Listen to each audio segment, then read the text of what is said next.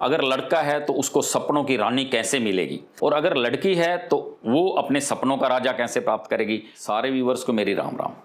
आप सबको पता ही होगा कि एसएससी सीजीएल 2020 का एग्ज़ाम 13 अगस्त से 24 अगस्त तक है, यानी 13 अगस्त को स्टार्ट हो रहा है और लास्ट है 24 अगस्त को। और इसमें ईस्टर्न रीजन के एडमिट कार्ड का स्टेटस आ गया है, बाकी रीजन का भी स्टेटस जल्दी ही आ जाएगा। तो ईस्टर्न रीजन वाले अपना स्टेटस देख सकते हैं, बाकी रीजन वाले अपने एडमिट कार्ड का स्टेटस 2 से 3 दिन में आ जाना चाहिए, देख सकेंगे। अब आप एडमिट कार्ड के स्टेटस और एडमिट कार्ड को एक मत समझिए। एडमिट कार्ड का स्टेटस जो है उसमें आपका शहर आ जाएगा, आपका एग्ज़ाम कहाँ है, समय आ जाएगा और डेट आ जाएगी। लेकिन जो एडमिट कार्ड आएगा वो आपके एग्ज़ाम से 4 या 5 दिन पहले ही आएगा और उसमें एग्जैक्ट आपका सेंटर का नेम और ऑल डिटेल्स होंगी। तो अभी आप एडमिट कार्ड मत समझिए और कहीं ये मेरे पास रिमार्क्स या आप कमेंट करें कि हमारे एडमिट कार्ड डाउनलोड नहीं हो रहे हैं। ये एडमिट कार्ड नहीं है। एडमिट कार्ड 3 या 4 दिन आपके पेपर से पहले आएगा और ये सिर्फ एडमिट कार्ड का स्टेटस है। एसएससी सीजीएल 2020 के एग्ज़ाम सिर पे हैं और हर बच्चे को बहुत ज़्यादा चिंता होगी कि मेरे एग्ज़ाम सिर पे हैं, दहलीज पे खड़े हैं, मैं क्या करूँ। सबसे पहले तो ये है कि आपको कोई चिंता नहीं करनी, क्योंकि चिंता, लोग कहते हैं कि चिता समान है, लेकिन मैं कहता हूँ चिंता चिता से भी बड़ी है, क्योंकि चिता के ऊपर एक बिंदी लगाओ और एक्स्ट्रा तभी जाके चिंता बनती है। तो इसलिए चिता से भी ऊपर है चिंता, चिंता कभी नहीं करनी। इसके बाद अब हमें क्या करना है जिससे हम ईजिली इसको एसएससी सीजीएल 2020 के एग्ज़ाम को क्रैक कर सकें। सबसे पहले तो हमें ये करना है कि हमें थोड़ा सा मन अब पढ़ाई में लगाना है, पढ़ाई से विचलित नहीं होना है।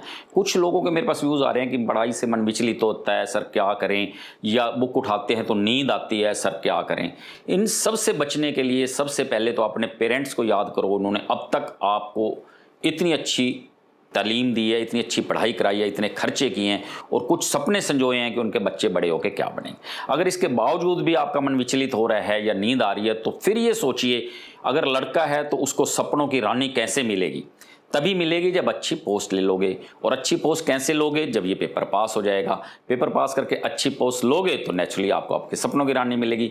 और अगर लड़की है तो वो अपने सपनों का राजा कैसे प्राप्त करेगी, मेहनत करके इस पेपर को पास करो और आपको आपके सपनों का राजा मिल जाएगा। लेकिन लड़कियों के तो सपने थोड़े ज़्यादा ही ऊंचे होते हैं। वो तो कहते हैं कि भैया ऐसा लड़का मिले जो बिल्कुल अनाड़ी हो, जेब भारी हो, फालतू की चीज़ों से दूर हो, यानी बीड़ी सिगरेट शराब से दूर हो, प्रॉपर्टी भरपूर हो। ये बहुत सारी चीज़ें तो भैया आज के दिन में शायद ही इस एक लड़के में मिलेंगी। कहीं ना कहीं कंप्रोमाइज़ करना पड़ता है, फिर भी आपको बहुत अच्छा लड़का तभी मिल सकता है अगर आप इस पेपर को क्रैक करो।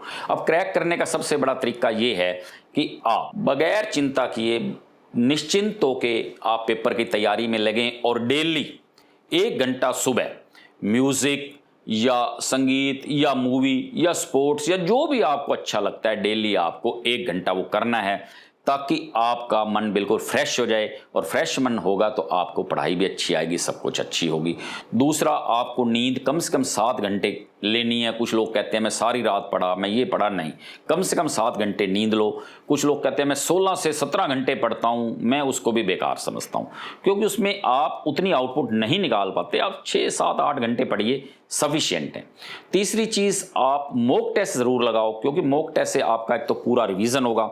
दूसरा, आप एग्ज़ाम फ्रेंडली होंगे। पॉसिबल हो तो मॉक टेस्ट डे टाइम में लगाओ, क्योंकि आपके एग्ज़ाम भी डे टाइम में होते हैं। और अगर आपके पास लैपटॉप हो तो आप मॉक टेस्ट मोबाइल की बजाय लैपटॉप पे लगाओ, टेबल पे बैठ के लगाओ, लेट के ना लगाओ। ऐसे करो जैसे आप एग्ज़ाम में बैठे हो, तो आप एग्ज़ाम फ्रेंडली होंगे, वो आपको महसूस ही नहीं होगा। हाँ, जिसके पास लैपटॉप नहीं है वो मोबाइल पे लगाए, लेकिन बैठ के लगाए, लेट के ना लगा। इसके बाद आप शाम को रोज अपने दोस्तों से मिलो, उनसे गपशप लड़ाओ। 1 से 1.5 घंटा इस चीज़ के लिए ज़रूर रखो। और ये गपशप शरारत भरी होनी चाहिए, पढ़ाई से रिलेटेड नहीं होनी चाहिए, जिसमें आपको अच्छा लगे। शरारत ऐसी भी नहीं कि किसी की अच्छी नई गाड़ी खड़ी है, उठाओ और उसको पत्थर मार के शीशा तोड़ दो। इस टाइप की शरारत नहीं, हंसी खुशी की शरारत करो, ताकि आपका मन प्रफुल्लित रहे और वहाँ से घर आके आप पढ़ाई में अपना मन लगा सकें। इसके बाद पेपर जब अटेम्प्ट करना है तो पेपर में हम सबसे पहले वो क्वेश्चन करेंगे जो इजी हैं और हमें आते चले जाते हैं। फिर थोड़े से टफ को कोशिश करनी है। जब बाद में देखा कि ये कुछ ऐसे क्वेश्चन है जो मेरे से बिल्कुल नहीं निकल रहे, तो उसमें थोड़ी तुक्काबाजी भी करो। तुक्काबाजी आप पहले वो निकाल दो जो लगता है कि इसका आंसर ये तो पॉसिबल है ही नहीं, उसके बाद उनका तुक्का लगाओ। बिल्कुल कुछ भी आइडिया नहीं है तो मेरी एक छोटी सी राय ये है, जो पता नहीं सही कारगर होगी कि नहीं, मेरे हिसाब से सही कारगर होगी, कि आपको सी पे टिक करके आ जाओ। क्योंकि अगर आप 4 क्वेश्चन गलत करके 5वां ठीक भी कर देते हैं तो आप लेवल पे हैं, आपका माइनस में नहीं जाएगा। और अगर 5 में से 2 सही हो गए तो आपकी बल्ले बल्ले नंबर बढ़ेगा ही। इसलिए थोड़ी सी तुक्काबाजी भी इसमें जरूर करो। वो ये नहीं कि पूरा ही पेपर तुक्के में करके आना है, जो आपको पहले आता है, पॉसिबिलिटीज हैं, वो सब करने के बाद। और एक चीज और मैं चाहता हूं, कभी किसी का बुरा ना करें। बुरा करोगे आपके मन में कहीं ना कहीं तो ज़रूर आएगा कि मैंने उसके साथ बुरा किया, उसके साथ गलत किया। तो अपने मन को क्यों विचलित करते हो? सुखी रहो, खुश रहो, स्वस्थ रहो, मेहनत की तैयारी करो और आपका पेपर ज़रूर आप क्रैक करेंगे। और जाते जाते मैं एक चीज़ और कहूँगा कि मैं ये उम्मीद करता हूँ और सब विश करता हूँ, सबको ये आशीर्वाद भी देना चाहता हूँ कि ये पेपर सब क्रैक करके आएँ।